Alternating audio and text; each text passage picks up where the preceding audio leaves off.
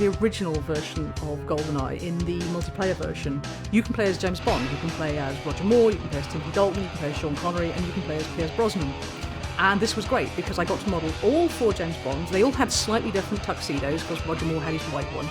And the trouble was, even though this worked brilliantly and we all loved playing the version with the 4 Bonds, we couldn't get the licensing from Sean Connery. So once that fell through, that was it. It was nixed. So nobody got to play as Sean Connery, Timothy Dalton, and Roger Moore because it wasn't licensed. I guess I took the easy option of just removing the option to choose those characters, but the characters themselves were still there in the game, and again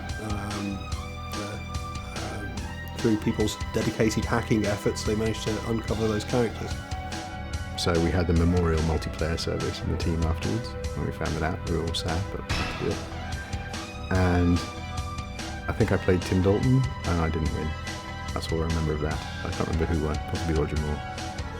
We had written vodka on the side of the crates in Russian, and Nintendo noticed that and told us that we couldn't do that, so we had to change that. We weren't allowed to have any other female characters apart from Xenia and the other main cast members. So although I did make Moonraker guards for that Moonraker level, the bonus level at the end, all the female ones were taken out because we couldn't shoot them.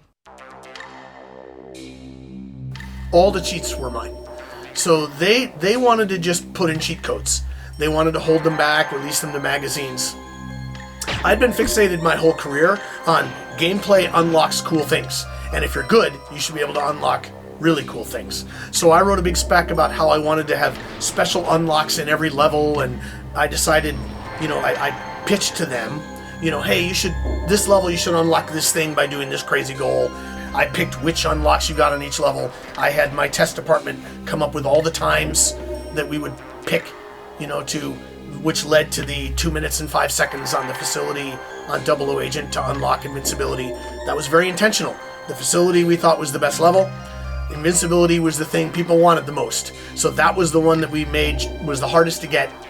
We put it in a way that was discoverable because the runway, the third level, was probably our least favorite level. So we made a level that took most people a minute or two. We made the time like 7 minutes so that everybody who played the game the first time unlocked the first unlockable so that they could discover this feature of unlock. So that was another one of the things that I did for GoldenEye.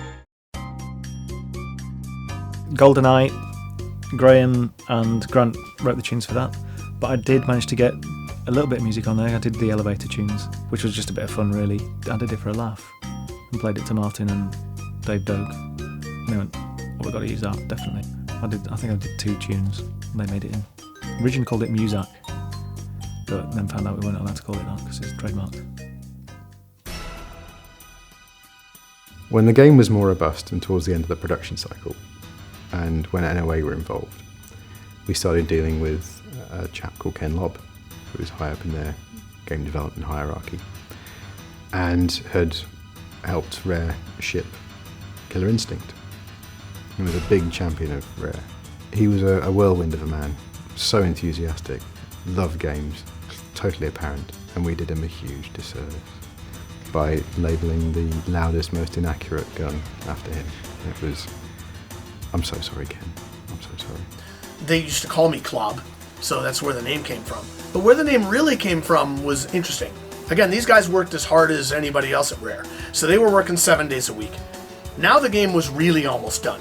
We'd already printed the manual, and we had this gun. It's called the Spider, Spyder. And legal at Nintendo was very fixated that none of these guns should look exactly like real guns. None of them should be named exactly like real guns, including, we had to call the Walther P7 the PP7, just kind of allude to that name, but we couldn't use the exact name. Like I said, literally we had printed the first run's manuals. So we got these 800,000 manuals that if you bought the game on day one, open your manual, it'll say Spider. So legal gets a hold of Rare and me on a Friday. Bad news, the Spider has to change. It's got to change to another name.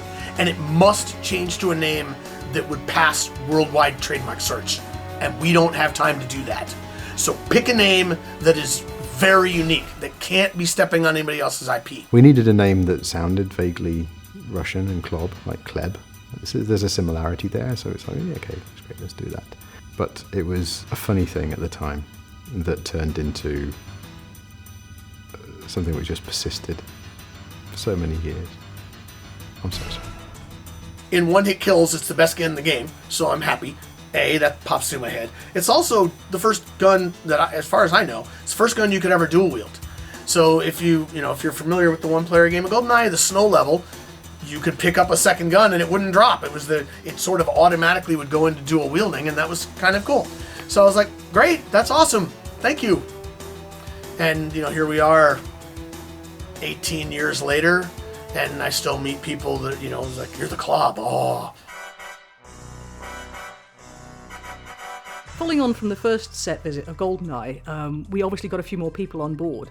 And by the time we got to sort of like the end and we were doing the sort of like multiplayer stuff in GoldenEye, there was hopefully, from our side, that we would go on and do Tomorrow Never Dies. And to that extent, some of the people who hadn't been on the GoldenEye set visit got to go to the Tomorrow Never Dies set, which was great, not me.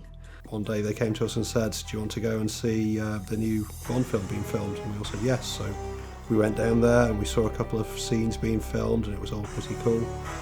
And then we came back, and then we were told that we weren't making that game, so we need to come up with something new. GoldenEye had reinvented the James Bond franchise, and the license for it just went astronomical. So I think, as far as I know, and this is just speculation, Nintendo just went, no, we're not paying for that. So that's when we moved on to Perfect Dark with our own IP.